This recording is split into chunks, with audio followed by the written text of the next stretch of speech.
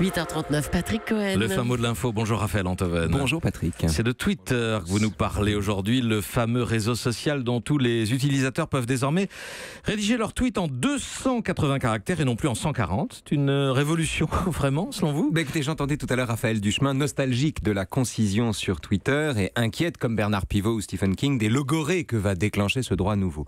Mais quand même, on est passé de la goutte à la gorgée. On est passé du trissement d'une hirondelle à la note prolongée d'un oiseau de proie dans le désert. Twitter, Patrick, en 280 caractères, c'est le jour après la nuit. Tant que ça, mais qu'est-ce que ça change? Écoutez, d'abord, ça permet d'écrire avec de vrais mots. Fini les abréviations, les trucs illisibles ou en plusieurs parties. On peut même faire de l'écriture inclusive maintenant, c'est merveilleux. Mais surtout, il faut comprendre que la nature de ce qu'on raconte dépend de la place dont on dispose.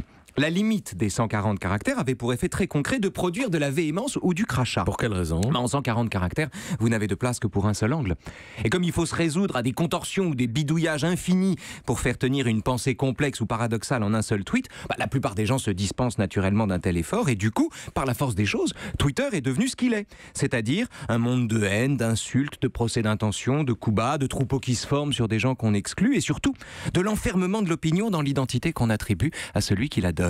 Et tout ça, c'est fini avec le passage à 280 caractères parce qu'on peut faire on peut être doublement véhément ou produire 2 fois plus de crachats. Ou 2 fois moins. Parce que c'est quand même, je fais le pari que c'est quand même une très mauvaise nouvelle pour la sottise. J'appelle sottise la réduction d'une opinion à l'identité présumée de celui qui la profère.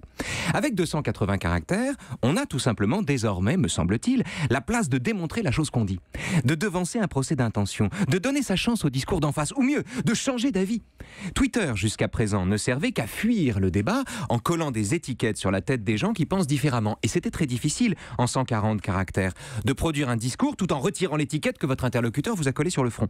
Mais avec 280, le problème disparaît, en tout cas s'estompe. On peut, en un seul tweet, se recouvrir d'anti-adhésifs tout en développant une argumentation. On réduit le procès d'intention, on offre moins de prise au crachat, et c'est le débat lui-même qui devient possible. Le débat, c'est-à-dire changer d'avis, creuser une nuance, chercher ensemble, confronter les connaissances, faire des concessions, avoir raison avec l'autre et non avoir raison de lui.